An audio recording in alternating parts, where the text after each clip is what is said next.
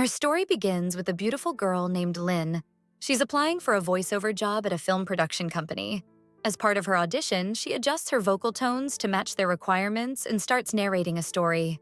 She tells of a long time ago when there was a beautiful princess loved by everyone. However, an evil witch despised her and cast a spell on her, causing her to sleep until someone who truly loves her kisses her.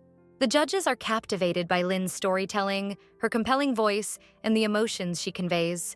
However, during the second test, a girl responsible for the evaluation, who prefers her friend to get the job, presents Lynn with a horror video to voice over, intending to scare her and disrupt her performance. It's revealed that Lynn suffers from a chronic condition called phobia, which causes her to lose consciousness when frightened, and she typically doesn't regain awareness for 10 hours. A doctor informs her that all possible treatments have been tried except one. He mentions a girl with the same condition who recovered after finding true love. Lynn's friend suggests helping her find someone who genuinely loves her. They attend a launch event for a new movie song performed by a popular singer named Shane. Fans gather to see him, including Lynn and her friend Sally. When Shane appears, the crowd surges, overwhelming Lynn and triggering her phobia.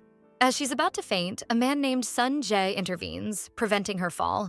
It's revealed that he's Shane's brother and a film producer. Later, Lynn is surprised to find she regained consciousness after only 6 minutes instead of the usual 10 hours. The doctor attributes this to the person who helped her. Lynn only remembers he was wearing an all-white suit. Meanwhile, Sun Jae discovers that Shane has a secondary Instagram account following only one person, a girl who posts film dubs and motivational clips in her voice. They consider casting her in their series. Sun Jae visits the address linked to the account and realizes it's Lynn. When she offers him an umbrella in the rain, he recognizes her as the girl he previously assisted, though she doesn't remember him. He enters her shop, which sells music albums and gifts, and she introduces him to the place. He begins searching for something in his mind and tells her. Sun Jae approached Lynn, requesting a music album to help him concentrate. Lynn responded, "I know just the thing. Shane is the perfect singer. His songs are truly beautiful and will help you focus." However, Sun Jae declined, saying, No, I've had enough of Shane at home. He seemed irritated, possibly due to some underlying issue. Lynn handed him an album, mentioning, "By the way, this is my personal favorite." Sun Jae accepted it and left. Later, he visited Shane, congratulating him on his performance and gifting him the album. Despite the gesture, there was noticeable tension between them, suggesting a strained sibling relationship. As Sun Jae departed, Shane reminded him, "Don't forget, tomorrow is Mom's birthday. Please come and try not to mention Dad." Meanwhile, Kang was boasting to his friends about his popularity and how his ex-girlfriend was pleading to get back together. Unbeknownst to him, his ex, Sally, was sitting right behind him, overhearing everything. She confronted him, sarcastically saying, "Oh, please, take me back. I can't resist you." Kang was shocked to see her and asked, "What are you doing here?" Sally replied, "I came because I couldn't breathe without seeing you. You're the one who didn't come back to me."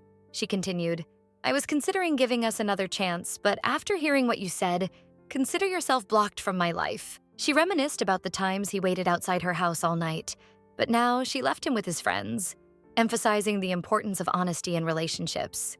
Later, Lynn and Sally were at the company to complete the next part of their audition. They were asked to deliver a line in various tones. After finishing, they were informed they had passed, but Lynn stated she wouldn't sign the contract until she met Shane. Sun Jae agreed and took her to his mother's birthday party, knowing Shane would be there. His mother was delighted to see him and even more thrilled to meet Lynn, thinking her son had finally found someone special. Sun Ji gave his mother a gift, and she, along with Lynn, joined the rest of the guests. She took the opportunity to get to know Lynn better, asking her numerous questions. Afterwards, Sun Jae told Lynn that Shane was upstairs and encouraged her to speak with him. Feeling nervous, she stepped outside to gather her thoughts and plan how to confess her condition to him. Coincidentally, Shane was browsing her page and listening to her recent recordings. He came downstairs and saw Lynn talking to herself, reciting lines from her recordings. Startled upon seeing him, Lynn feared he had overheard everything. Shane reassured her, saying he found her real-life persona even more endearing than her online presence. He then sent her a message from his email, revealing he had been following her work all along. Overjoyed, Lynn realized Shane had been listening to her recordings without her knowledge. They sat down and talked, with Shane expressing his admiration for her and her unique approach. Lynn expressed her desire to spend as much time with him as possible. When Shane asked why, she hesitated, preparing to reveal the truth about her condition. She began to tell him about her illness and what happens when it strikes, explaining that he could be her cure. However, Shin didn't believe her and thought she was just another obsessed fan. He left, leaving her upset and disheartened. She went to her friend to share what had happened. While they were talking, Sun's mother approached them and proposed an arrangement. Lin would live with her son and help him out. She explained that he had started showing signs of isolation, often talking to himself, and needed someone to keep him company. Lin agreed, thinking there was nothing better than being close to Shin. She signed the contract, received the house keys, and moved in. Lin began cleaning and organizing the house before Shin arrived. Meanwhile, Shin was feeling down, believing that people only approached him because of his fame. He was about to delete all her recordings, but decided to verify her story first. He contacted the doctor and scheduled an appointment to learn the truth. After finishing the cleaning, Lin was resting when Sun entered the house and noticed her presence. She quickly stood up, surprised to find herself living in the same house as Shin. They started arguing, and Lin called Sally to cancel the contract.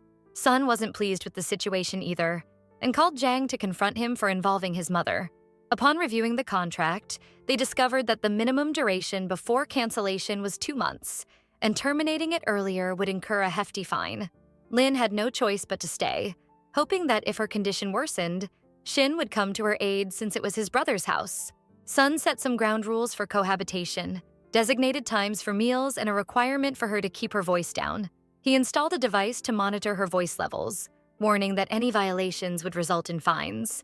The next day at the company, her colleague encouraged her regarding work. The director informed her that she needed to meet with Shin that day to schedule future meetings. She went to Shin's house, and upon opening the door, she immediately apologized for the previous incident, assuring him she wasn't obsessed with him. Shin had already visited the doctor and confirmed that everything she said was true. They sat down, and he asked for her opinion on a piano piece he played. After finishing, he explained that the piece was composed by a famous artist as an apology to his lover, and he considered it his own apology to her. Shin told her that if she ever experienced another episode, she should call him immediately without hesitation, and he would come to her. As a breeze passed by, he gave her his jacket to keep her warm. Later, she returned home and had a video call with Sally, sharing everything that had happened. She was thrilled that Shin was treating her kindly and even organized a celebration for her. While they were talking, Sun approached from behind and Lin was startled. Shin caught her as she fainted, realizing she was unconscious. He laid her on the couch and called for an ambulance, noticing her heart rate had significantly dropped. He continued administering first aid until the ambulance arrived. Just as he was about to perform mouth-to-mouth resuscitation, she regains consciousness, turns her face away, yells at him, and leaves, clearly upset. She calls her sister to recount what happened, mentioning that she didn't have anything of his, like his jacket. She speculates that the jacket might have been the reason she regained consciousness due to its scent, but she had already washed it, and the scent was gone.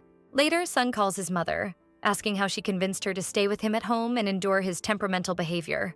He's shocked when his mother reveals that she told her he was autistic and struggles with social interactions.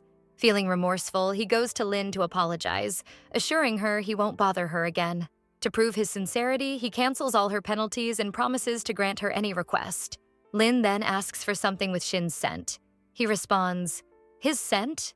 Shin is still alive." She clarifies, "I mean something that truly carries his scent." Subsequently, Lin and Shin visit the doctor, where Shin explains everything. The doctor suggests giving her something personal of Shin's. Shin agrees and takes her to his wardrobe. She searches for something to take, but finds all his clothes are high-end brands and feels uncomfortable taking any. Instead, Shin offers her a wooden musical instrument he crafted himself, which she happily accepts. Later, Sun returns home and hears Lin talking to someone in her room.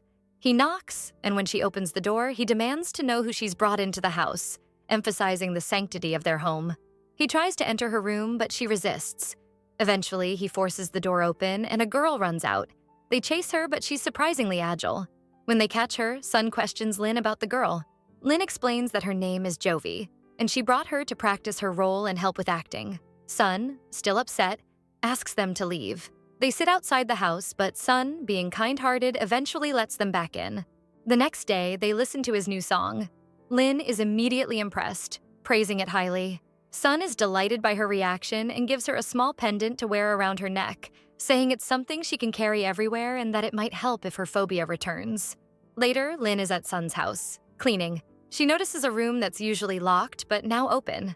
Curious, she enters to clean and discovers many items from his childhood.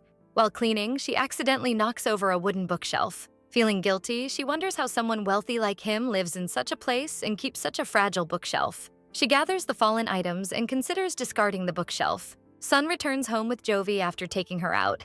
Lin has prepared food for them. As they sit and eat, the conversation turns to Shin. So you're remembered fondly. Don't be a jerk. And with that, the first season of the series ends. If you enjoyed it, give it at least 10,000 likes, and we'll release the second season.